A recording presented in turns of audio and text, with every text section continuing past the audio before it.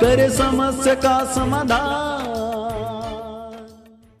नमस्कार, आदाब, सत श्री अकाल मित्रों, स्वागत है आप सभी का समाधान कार्यक्रम में। एक गृहस्थ अपनी गृहस्थ की समस्याओं से परेशान होकर आत्महत्या का प्रयास करने जा रहा था, लेकिन विचार आया कि गृहस्थ में बहुत सारी जिम्मेवारियां भी हैं, क्यों ना मैं महर्षि रमण से इसके बारे में चर्चा कर लूं। वो महर्षि रमण के पास पहुंचा और अपनी सारी बातें, सारी समस्याएं उनके सामने रख दी। महर्षि रमण तब आश्रम वासियों के लिए पत्तलें बना रहे थे, बहुत मेहनत से, बहुत तन्मयता से। उन्होंने उनकी बात सुनी और पत्तलें बनाते ही रहे। गृहस्थ ने सोचा कि शायद मेरी बात पर ये विचार कर रहे होंगे, लेकिन उनकी तन्मयता और मेहनत को देखकर उन्होंने कहा कि महाराज, इतनी परिश्रम से आप ये पत्तलें बना रहे हैं, थोड़ी ही देर में तो इसे डस्टबिन में डाल दिया जाएगा। महर्षि रमण ने कहा कि पत्तलें यदि उपयोग कर लिए जाने के पश्चात डस्टबिन में डाल दी जाएंगे तब तो कुछ बुरा नहीं होगा, लेकिन बिना इसे उपयोग किए यदि डस्टबिन में डाल दिया जाए तब जरूर बुरा होगा और मुझे दुख होगा। शायद तुम समझ गए होगे उन्होंने कहा मैं क्या कहना चाहता हूँ। गृहस्थ की समझ में आ गया कि वास्तव में ये जीवन यूं ही नष्ट करने के लिए नहीं है। परमात्मा ने हमें इस संसार में भेजा है कुछ महत्वपूर्ण लक्ष्य और उद्देश्य लेकर, और यदि हम उद्देश्यों को पूर्ण किए बिना जाते हैं तो जैसे हम जीवन का ही अपमान करते हैं। इसीलिए ये विचार कि हम विपत्तियों से हार कर अपने जीवन का अंत कर दें कहीं से भी जायज़ नहीं है। लेकिन दुर्भाग्य ही है कि दिनों दिन आत्महत्या की घटनाएं बढ़ती जा रही हैं। क्या है इसके पीछे कारण, इन पर ही आज हम भ्राता जी के साथ चर्चा करेंगे। आइए उनका पहले स्वागत करते हैं। भ्राता जी, आपका बहुत बहुत स्वागत है। Thank you.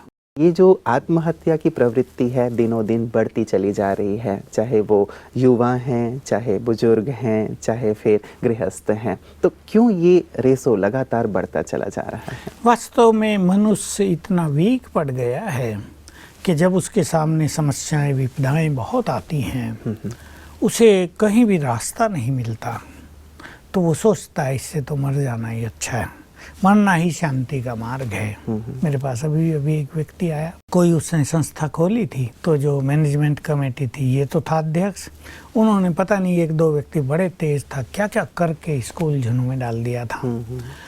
पैसा बहुत जा रहा था, इसने अपनी 5 एकड़ जमीन भी बेच दी, सबका लोन भी चुकाया, लेकिन फिर भी शांति नहीं हो रही थी। तो आखिर बेचारा बस मर जाऊं यही समस्या का समाधान है, इस निर्णय पे पहुंचा हुआ था। फिर मेरे से बात की, हमने उसको यही बात बताई, जीवन कितना इम्पोर्टेंट है, बिना कर्म किए, बिना अपने कर्तव्य पूर्ण किए तुम्हें इसका अंत नहीं कर देना चाहिए, और जिसने जीवन दिया अंत का अधिकार भी उसको ही है, तुम्हें नहीं है।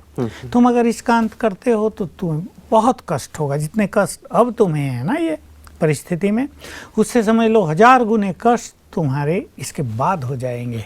वो व्यक्ति संभला और अभी आया था दोबारा, महाराष्ट्र का है, तो बहुत बहुत धन्यवाद दे रहा था, बहुत खुश, बहुत शांत, सब कुछ उसका ठीक हो गया था। तो वास्तव में मनुष्य इतना निर्बल हो गया है, अपमान होने लगता है, धन का अभाव हो जाता है, अपनों से चोट पहुंचती है, तो मनुष्य सोचता है मर जाना ही अच्छा है, या इन सबको मर कर मैं लेसन सिखाऊं कि तुमने मेरे साथ क्या क्या किया। लेकिन लेसन सिखाने का ये भी तरीका नहीं है। तो ये कमजोर मन, ये बहुत सेंसिटिव माइंड, ये समस्याओं का अति बोझ मनुष्य के अंदर ये सुसाइडल टेंडेंसी को जन्म दे रहा है। और युवक तो सुसाइड करने की सोचते हैं, किसी न किसी के प्यार में फंसकर अफेयर के बाद, वो तो और भी बुरी चीज़ है, और वो सोचते हैं अगले जन्म में मिलेंगे दोनों, लेकिन वो कभी नहीं मिलते हैं, क्योंकि सुसाइड करने के बाद आत्मा लंबा काल अंतरिक्ष में इविल स्पिरिट बनकर, बॉडी लेस होकर भटकने लगती है, भूखी, प्यासी, अशांत, बहुत दुखी।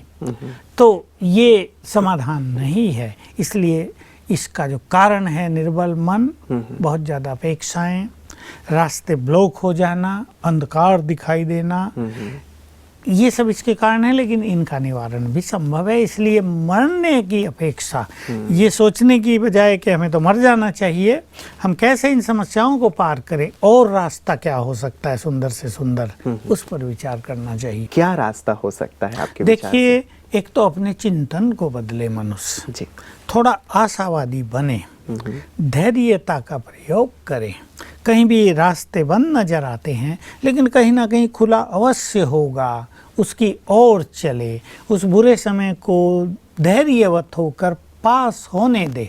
कभी कभी बैड टाइम मनुष्य के सामने होता है, छोटा सा काम शुरू किया वो भी फेल, दूसरा काम शुरू किया वहाँ भी फेल, कोई सहयोग देने वाले थे वहाँ भी नहीं मिला है, और कोई काम छोटा मोटा ही किया वहाँ भी असफल। तो मैं उन सबको राय देता हूँ कि इस समय को बीत जाने दो, शांत करो अपने को, चित्त को ही शांत करो, क्योंकि जब मनुष्य के सामने बुरा समय आता है तब उसका चित्त चैन नहीं पाता है, ये उसकी पहचान है। तो उस समय को गुजार देने से लेकिन भ्राता जी, यदि ये समय लंबा चल रहा हो तो हम कितने समय तक इंतजार करें? कर्म तो आखिर करना ही पड़ेगा हम लोगों को। तो ये भी एक यक्ष प्रश्न हमारे सामने आ जाता है। हाँ, ये बहुतों के सामने होता है कि ऐसा समय 2-2.5 साल चल गया जी। अब बुरे दिन तो एक एक दिन बहुत भयानक भारी होता है। अब 2-2.5 साल का समय तो युगों के बराबर मनुष्य को प्रतीत होता है। जी, जी। ऐसे में उसको निष्क्रिय तो नहीं हो जाना चाहिए, लेकिन अपना फील्ड बदल लेना चाहिए थोड़ा सा। ये काम नहीं तो ये ज़्यादा पूंजी न लगा के कम पूंजी से कोई कारोबार शुरू करना चाहिए। जो बिजनेसमैन हैं उनकी बात हम कर रहे हैं जी। और जो विद्यार्थी हैं उन्हें भी धैर्य चित्त होकर अपनी स्टडी में लगे रहना चाहिए। जिनको नौकरी नहीं मिल रही है वहाँ भी एक बहुत बड़ी समस्या आती है। लोगों ने पैसा खर्च किया है और बहुत मेहनत की है, अच्छा सब कुछ है, लेकिन भाग्य साथ नहीं दे रहा है, नौकरी नहीं मिल रही। ऐसे में भी व्यक्ति मरने की सोच लेता है। तो थोड़ा सा धैर्यता की इसमें बहुत ज़रूरत है। और हमारा जो राजयोग है ये तो इसमें मनुष्य को बहुत बल देता है। कैसा बुरा समय मनुष्य के सामने आ जाए, लेकिन बुरे समय को भी फ्रेंड बनाया जा सकता है, समय की धारा को भी बदला जा सकता है राजयोग के माध्यम से।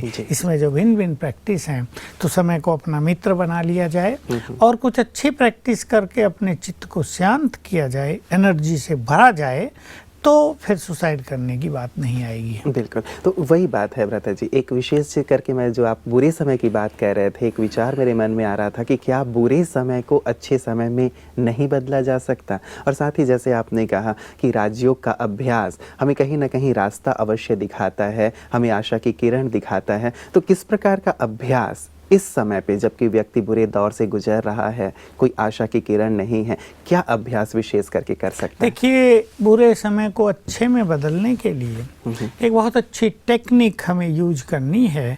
हमारे दर्शक अगर इस बात को महसूस कर लेंगे तो बहुत अच्छा होगा। बड़ी सरल टेक्निक है जी।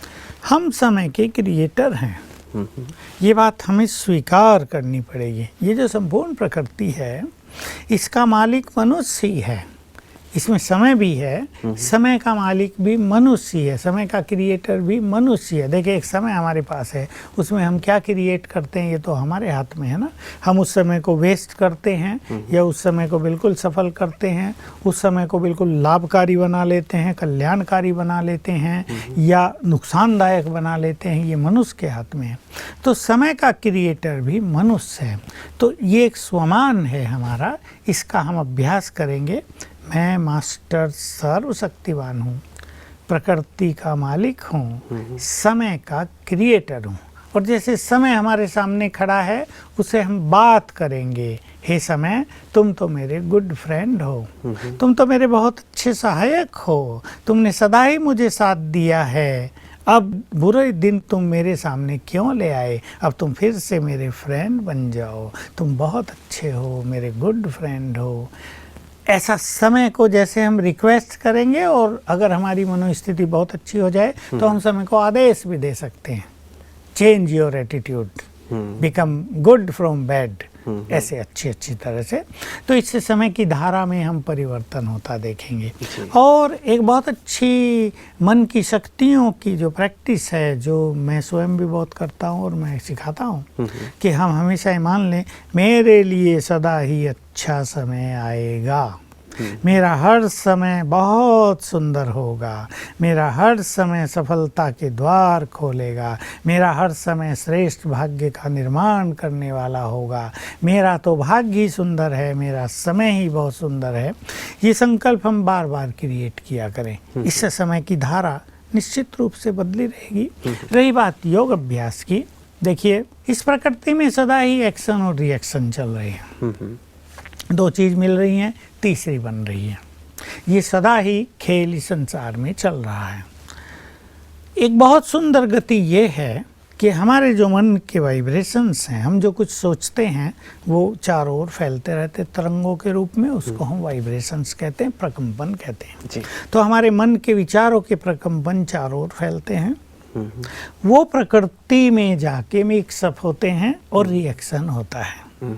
और प्रकृति उन वाइब्रेशंस के आधार पे ही सब कुछ निर्माण करती है। जो रिएक्शन के बाद तीसरी चीज बनेगी वो वही बनेगी जिस तरह के हमारे विचार थे, वो कई गुना बन जाएगी और हमारे पास वापस आ जाएगी। तो हम ही हर चीज के क्रिएटर हैं जो हमें प्राप्त हो रही मतलब है। यदि हम अच्छा सोच रहे हैं तो वो भी प्रकृति के साथ मिलके हमारे सामने वैसे ही अपॉर्चुनिटीज क्रिएट कर रही है, और बुरा सोच रहे हैं तो वही 1000 गुना होके हमारे सामने आ रही है। इसलिए मनुष्य क्या गलती कर रहा है, युवक क्या गलती कर रहे हैं कि एक बार अगर निगेटिव हो गए तो फिर निगेटिव ही होते चले बार जाते उसकी एक श्रृंखला चल हाँ, पड़ती है। और वो निगेटिविटी इतनी पावरफुल हो जाती है कि उससे जो प्रकृति से वापस आएगा फीडबैक, जी। वो बड़ा भयानक होगा। वो उसको डिप्रेस करेगा, निराश करेगा, उसे लगेगा चारों ओर मेरे तो द्वार बंद ही हैं। इसलिए हमारे यहाँ ऐसी ट्रेनिंग ही नहीं है ना स्कूल कॉलेजों में, ना घरों में, कि मनुष्य अच्छा सोचे, ये सोचे, भाई ये परिस्थिति आ गई तो ऐसा सोचे। कि कहीं भी इस तरह की एजुकेशन हमारे कॉलेज यूनिवर्सिटी में नहीं है। केवल जो टेक्निकल है या एकेडमिकल नॉलेज है, एजुकेशन है, वही दी जा रही है। तो इसमें एक पॉजिटिव थिंकिंग हर व्यक्ति को स्वयं ही सीख लेनी चाहिए कि भाई मैं यहाँ ये ना सोच के ये सोचूंगा, चलो आज एग्जाम में असफलता हो गई है, अगली बार सफलता होगी, कोई बात नहीं। आज इस सब्जेक्ट में कम मार्क्स आ गए हैं, दूसरे में अच्छे आएंगे। हर चीज को एक पॉजिटिव एटीट्यूड से देखने की नेचर बना ले। तो जितना मनुष्य अच्छा सोचेगा, प्रकृति में वाइब्रेशंस अच्छे जाएंगे, रिएक्शन होगा और वही चीज़ें कई गुना बनकर हमारे पास वापस लौट आएंगी।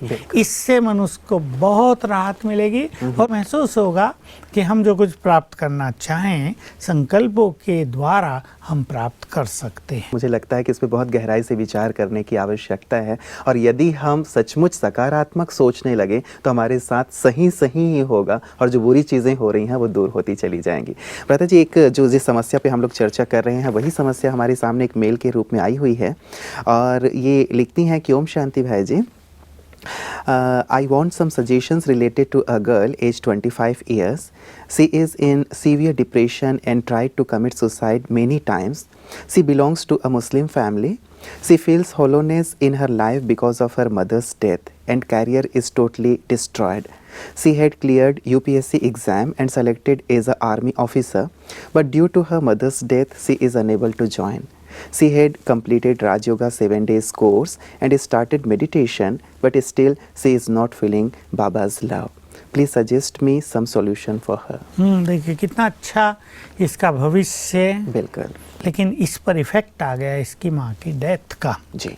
यहाँ ये मोह ममता जो है ये बहुत भयानक रूप से मनुष्य को इफेक्ट कर रही है। किसी न किसी से लगाव मनुष्य का बहुत ज़्यादा रहता है, और माँ तो एक नाता ही ऐसा है कि अनेक बच्चे, मतलब ज़्यादा बच्चे अपनी माँ से बहुत गहराई से जुड़े रहते हैं। उनकी हर फीलिंग उनके पास आती है, और माँ की अचानक डेथ हो जाना, ये कई बच्चे इसको टॉलरेट नहीं कर पाते। और इनका ये समय ऐसा था, क्या कहें, ये बुरे दिन थे इनके लिए, भाग्य की विडंबना कहें कि ऐसे समय पर इनकी माँ की डेथ हुई और उसका इफेक्ट इनके ऊपर आ गया और ये डिप्रेशन में आ गई। चलो अच्छी बात है, इन्होंने 7 डेज कोर्स किया, और मैं इन्हें कहूँगा आप राजयोग मेडिटेशन की और आगे बढ़ें। राजयोग मेडिटेशन हिंदू मुस्लिम में भेद नहीं करता, वो तो आत्मा रूह से उसका नाता है, और हर मनुष्य इंसान है, वो किसी भी धर्म और जाति से जुड़ा हो। अब डिप्रेशन इनको है, डिप्रेशन ये तो नहीं कहेगा ना मैं मुस्लिम को नहीं हूँगा, मैं हिंदू को हूँगा, या मैं सिख को नहीं हूँगा, मैं तो मुस्लिम को हूँगा। उसमें तो कोई वो भेद नहीं रखता, सब रूहें हैं, सब आत्माएं हैं। इन्होंने 7 डेज कोर्स लिया, और जो भी इनकी साथी फ्रेंड इनको हमारे सेंटर पे ले गए हैं वो भी बहुत अच्छे, हम कामना करेंगे वो इन्हें सहयोग दें और ये राजयोग के पथ पर थोड़ा आगे बढ़े। लेकिन एक सुंदर सजेशन डिप्रेशन जिसके द्वारा आज तक बहुतों के डिप्रेशन ठीक हुए हैं और मनुष्यों के जीवन में रोशनी आई है, वो मैं इनके सामने भी रखता हूँ। एक सुंदर सजेशन है ये। अब ये तो पता चल ही गया होगा कि हम भगवान के बच्चे हैं जी। मुस्लिम रिलीजन में भी भगवान को मालिक माना जाता है। हम जरा सा उसमें ऐड कर दिया परम पिता, सुप्रीम फादर, तो मालिक भी है और हमारा फादर भी है। तो हम उसके बच्चे होने के नाते वी आर ग्रेट सोल्स, ये हमारा स्वमान है। तो ये रात को शांति में बैठकर 108 बार लिखें, मैं एक महान आत्मा हूँ। ये संकल्प गुड एनर्जी जनरेट करेगा, वो इनके ब्रेन में फैलेगी और ब्रेन में जो निगेटिविटी भर गई है, जो इनके भविष्य को नष्ट कर देना चाहती है, वो स्वयं नष्ट हो जाएगी और ब्रेन में इनके सुंदर विचार आएंगे, इनको खुशी लौट आएगी, इनकी विवेक शक्ति फिर से अच्छी तरह काम करने लगेगी। अपनी माँ के लिए भी ये सुंदर संकल्प करें कि संबंध में तो वो मेरी माँ थी, लेकिन वास्तव में वो रूह है, एक सोल है। तो मैं भी रूह हूँ, वो भी रूह, और रूह तो अनादि अविनाशी है।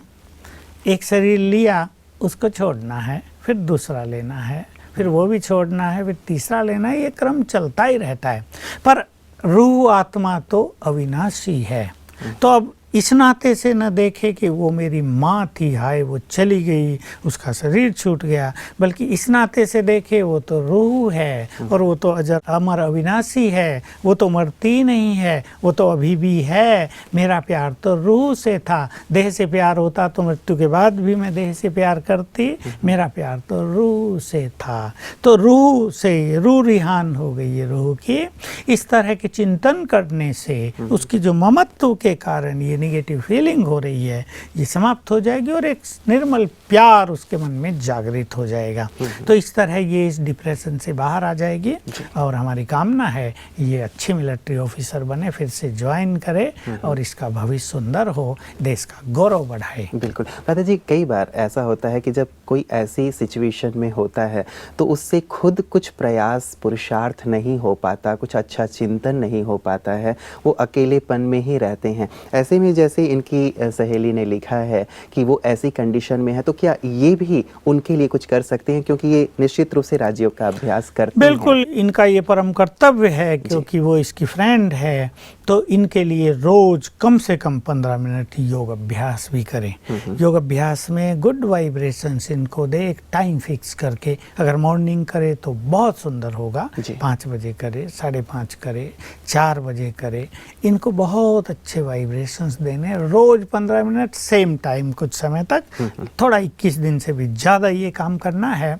और रात को चाहे ये उसके साथ न रहती हो, दिन में कभी भी उसके साथ बैठकर उसे लिखाए कि लिखो मैं एक महान आत्मा हूँ। क्योंकि डिप्रेशन वाला व्यक्ति लिखा नहीं करता, वो 2-4 बार लिख के छोड़ देता, उसका मन नहीं करता, क्या होगा इसे लिखने से, मेरे से नहीं लिखा जाता। तो उसके साथ 1-2 बार बैठ के जैसे ही 108 पूरा कराएंगी, तीसरी बार ही वो स्वयं ही लिखने लगेगी। तो ये सच्ची मित्रता होगी और ये मनुष्य का परम कर्तव्य है। इसमें धर्म भेद कोई आड़े नहीं आता है। कोई किसी भी धर्म का हो, वो सब आत्माएं हैं और हमारे फ्रेंड हैं, हमारे भाई बहने हैं, हमें उनकी मदद करनी चाहिए। बिल्कुल बिल्कुल। बल्कि मैं तो यहाँ ब्रह्मा कुमारीज में देखता हूँ भ्राता जी कि हिंदू भी हैं, मुस्लिम भी हैं, सिख भी हैं, ईसाई भी हैं, सभी लोग आते हैं और सभी लोग वास्तव में इस ईश्वरीय ज्ञान को प्राप्त करके अपने जीवन में सुख शांति का अनुभव कर रहे हैं। तो खैर धर्म का भेद तो यहाँ नहीं है और यही संदेश आप भी दे रहे हैं। भ्राता जी, एक विशेष चीज़ और मैं जानना चाहूँगा, हमारे बहुत सारे दर्शकों ने इस बात को पूछा है, आप विशेष करके 21 टाइम्स या 108 टाइम्स आप मेंशन करते हैं कि 108 बार लिखो या 21 दिन तक करो। तो कईयों ने ये प्रश्न किया है कि ये 21 दिन क्यों या 108 बार क्यों? कई बार हम वो उसी संख्या पे ही अटक जाते हैं कि 108 हुआ या नहीं हुआ या 21 हुआ या नहीं हुआ। तो क्या इस संख्या के पीछे कोई वैज्ञानिक कारण देखिए है? ऐसा है, मनोवैज्ञानिक कारण ये है कि 21 दिन तक किस चीज़ का जब बहुत अच्छी तरह अभ्यास किया जाता है तो बहुत अच्छा संस्कार बन जाता है, वो चीज़ बड़ी इफेक्टिव हो जाती है। उसमें मान लो कि ने बीच में छोड़ दिया, 5 दिन करके 1 दिन छोड़ दिया, फिर चलो 22 दिन कर लेंगे, या फिर 10 दिन करके 1 दिन छोड़ दिया, चलो 23 दिन कर लेंगे, तो लिंक टूटने से उसका इफेक्ट समाप्त हो जाता है। इसलिए 21 दिन लगातार करेंगे। और 108 की संख्या बहुत पवित्र संख्या है।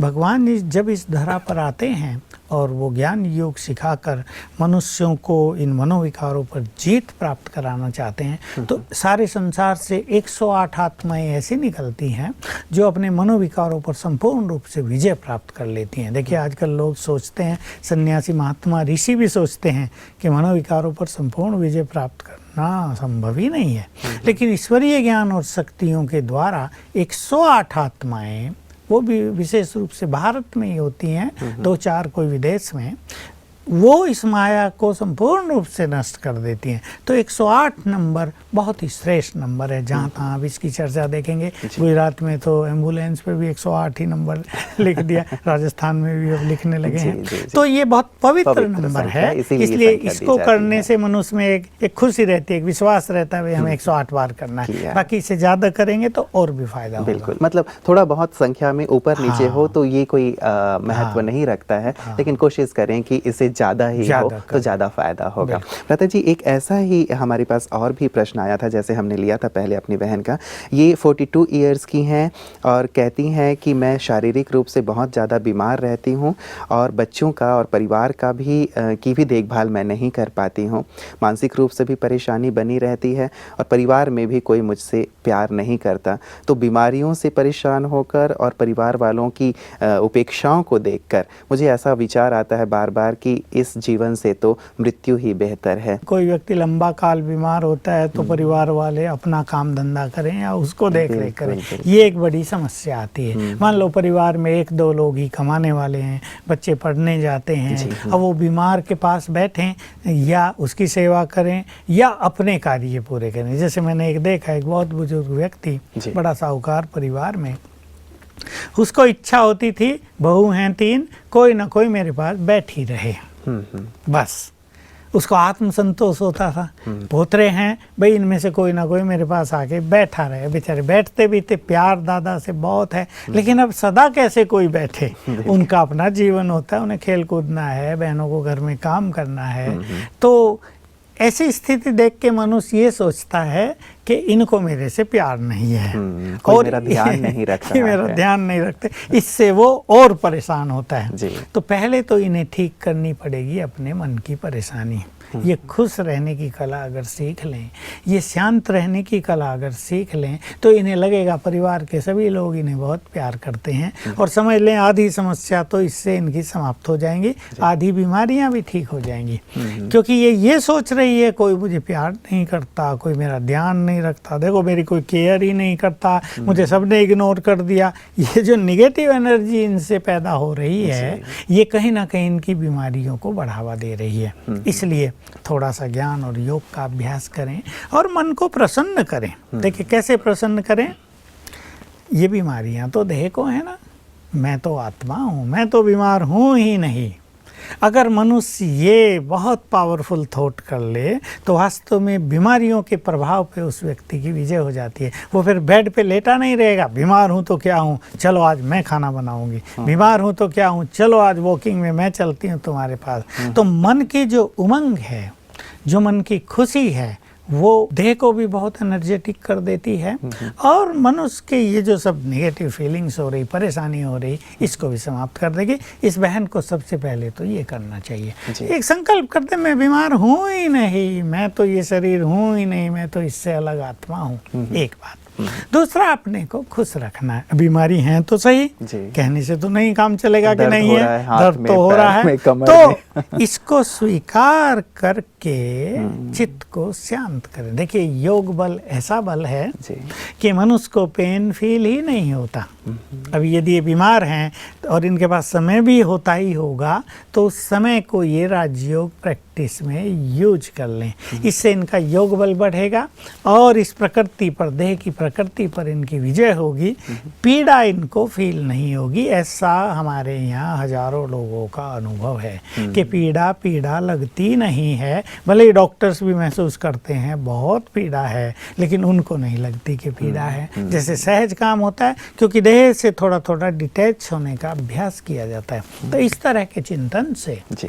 थोड़ा और रोज सवेरे ईश्वरीय महावाक्य सुने, सवेरे उठ के योग अभ्यास करें। मतलब अगर फिजिकली ये ज़्यादा कुछ नहीं कर सकती तो स्पिरिचुअली तो अपने को ये भरपूर करें, तो मन प्रसन्न होगा जी। बीमारी कम होंगी और इन्हें लगेगा सब मुझे बहुत प्यार करते हैं, क्योंकि ये सबको बहुत प्यार करने लगेंगे फिर। बिल्कुल बिल्कुल, ये सुंदर तरीका हो जाएगा कि जो समय हम दर्द में बिता रहे हैं वो राजयोग के अभ्यास से बिताएं। और मैंने कहीं पढ़ा था व्रता जी, जो मेडिसिन है दर्द दूर करने के लिए पेन किलर के रूप में दिए जाते हैं, उसकी जगह यदि मेडिटेशन भी किया जाए तो ऐसे हार्मोन्स ही स्रावित होते हैं जो दर्द को दूर कर देते हैं। ये ऐसी सूक्ष्म गति है जी। जिसको कोई समझ ही नहीं सकता कि जब मनुष्य बहुत खुश है, जी। जब वो पीसफुल है, जब वो मेडिटेट कर रहा है और सुंदर विचारों का निर्माण कर रहा है, तब उसके भिन्न भिन्न ग्लैंड्स न जाने क्या क्या सिक्रेशन करेंगे। और कोई पेन किलर का काम करेगा, कोई कहीं रस भेज देगा, कोई दवाई का ही उसको काम ठीक करेगा करने का और काम बीमारियां करेगा। ठीक होंगी। जैसे हम सुनते हैं कि कई राजयोग के पथ पर आए, पहले 20-20 गोली खाते थे